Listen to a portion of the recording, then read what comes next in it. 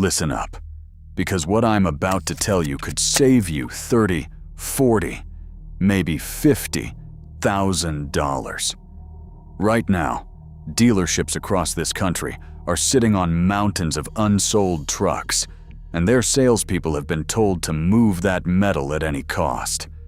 They are desperate. And when a dealership gets desperate, guess who pays the price? You do. Whether it is a truck drowning in depreciation the second you drive off the lot, a powertrain with a recall history that reads like a horror novel, or a brand quietly dying and taking your resale value with it. The 2026 truck market is a minefield. I have dug through the inventory data, the NHTSA filings, and the auction reports. 6 trucks. 6 financial traps. Let us go. Ram 1500. Let's start with the most dangerous truck for your wallet on the market today. The Ram 1500 with the Hurricane Inline 6 sounds impressive on paper. Twin turbocharged, big horsepower numbers, slick commercials. But here's what they are not showing you. Stellantis, the company that owns Ram, is in a full-blown corporate crisis. Mass layoffs, canceled vehicle programs, a stock price that has made investors sick for over a year straight. This is not a healthy company pushing a healthy product. Here's where it gets personal for your money. Stellantis is sitting on over 400 days of dealer inventory on Ram trucks, the highest of any manufacturer in America. To move that metal, dealers are cutting $10,000, $12,000, even $15,000 below the manufacturer's suggested retail price. Sounds like a deal. It is not. Every one of those desperate discounts resets the market value of every Ram already sold.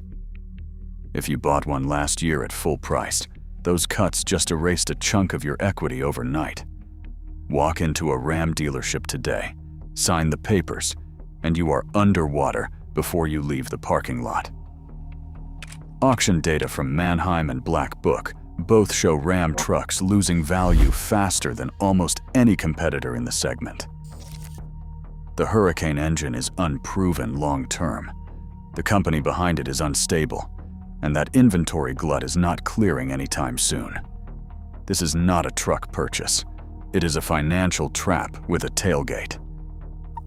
Toyota Tundra Twin Turbo V6. For 30 years, the name Tundra meant one thing in America. Buy it, beat it, forget about it. Guys were driving these things to 300,000 miles on original engines. That reputation was earned. But Toyota made a decision with the new generation that broke the whole deal. They ditched the bulletproof V8 and replaced it with a twin-turbo V6. On paper, the numbers look fine.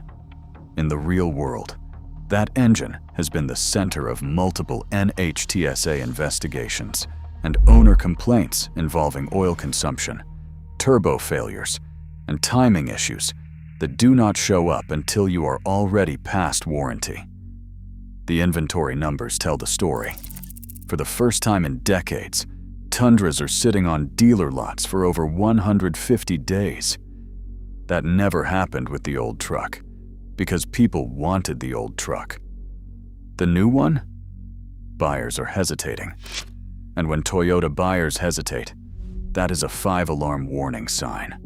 These are the most loyal customers in the industry, and even they are walking away. The Tundra used to be the safest bet in the truck market. That era is over. You are now paying a premium. Toyota still charges premium money for an unproven powertrain with a growing reliability question mark. You are buying the legend of the old truck while getting the risk of the new one. That is not a deal. That is nostalgia with a turbocharger bolted on. And nostalgia does not hold resale value. Nissan Titan. Nissan did not make a big announcement. There were no press conferences, no dramatic farewell. they quietly pulled the plug on the Titan. Production is done. The truck is dead. And if you are looking at one on a dealer lot right now, new or used, you are looking at the last of a discontinued bloodline with zero future investment behind it. Nissan has moved on. The question is whether you will too, before you make a very expensive mistake. Here is what happens to orphan trucks. Dealer support dries up fast. Technicians stop getting factory training on a platform that no longer exists. Parts availability starts shrinking within 18 months, and within 3 to 4 years, you are hunting online forums for used components because the dealer shelf is empty. Resale value does not just drop, it evaporates. Nobody wants to buy a truck that the manufacturer itself abandoned.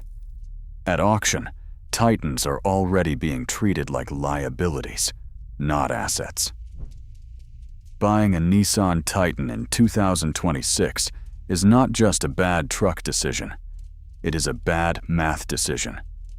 You will spend more keeping it alive than it will ever be worth on trade-in. There is no next-generation model coming to refresh interest. No new features. No updated powertrains. No reason for the market to care. It is a ghost truck, and the only people still pushing them are dealers trying to clear a dead product off their lot before the lights go out completely. Ford F-150 Lightning. Ford sold America a dream with the Lightning. A real F-150, just electric. Work truck capability, zero emissions. Charge it in your garage. The marketing was perfect. The reality, not so much. Ford has already cut Lightning production multiple times, slashed prices dramatically, and the truck has been through recalls for battery fires serious enough that owners were told not to park their trucks in garages. Let that sink in. They told you to buy it to park in your garage, then told you not to. The depreciation on the Lightning is genuinely shocking. We are talking about trucks that left dealerships at $90,000, now showing up at auction for under $45,000. That is not depreciation. That is a collapse. And it is not slowing down. Every time Ford cuts the base price to move new inventory, every used Lightning on the market loses value in real time. Owners who bought at peak pricing are deeply underwater, and there is no bottom in sight yet. And then there is the infrastructure reality the commercials never mention. If you live outside a major metro area, public fast charging is still a gamble. Towing range drops dramatically, sometimes by 40 to 50%, which defeats the entire purpose of owning a truck. Battery replacement costs are still eye-watering. This truck made sense as a concept. As a working truck for a guy who actually uses his truck, in 2026, the math still does not add up. Rivian R1T. Rivian has a great story. Young company, cool design, Amazon backing, lots of buzz. The R1T genuinely turns heads.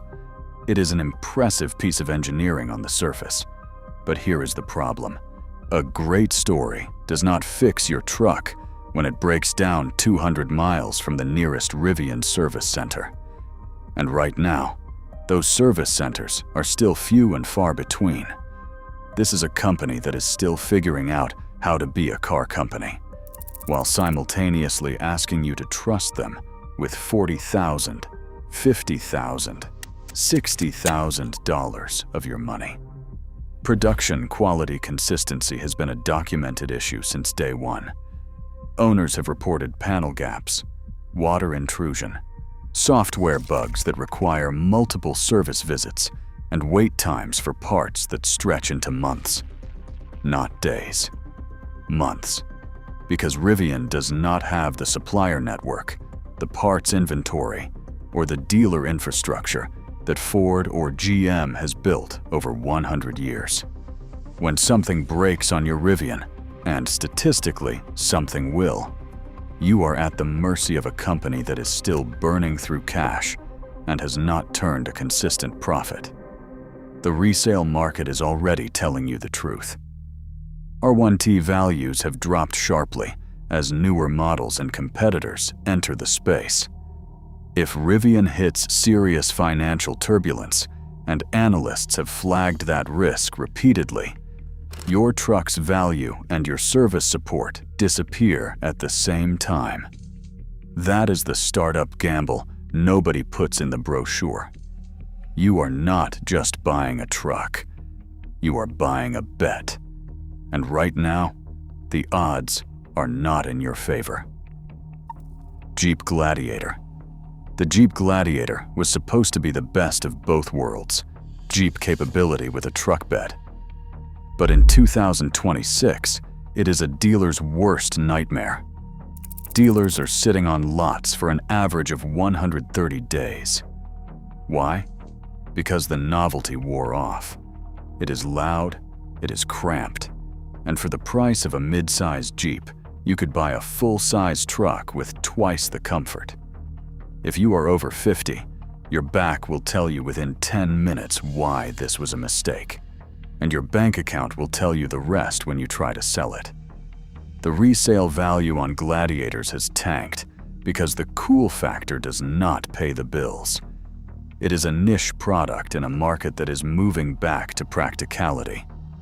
Avoid the hype, save your spine, and save your money. The dealerships are betting on you staying in the dark. Do not give them the satisfaction. If you want the unvarnished truth about which rigs are built to last and which ones are just shiny financial traps, hit that subscribe button right now. Join a community that values hard-earned money over clever marketing. And let's make sure your next trade-in isn't a total disaster. I'll see you in the next one.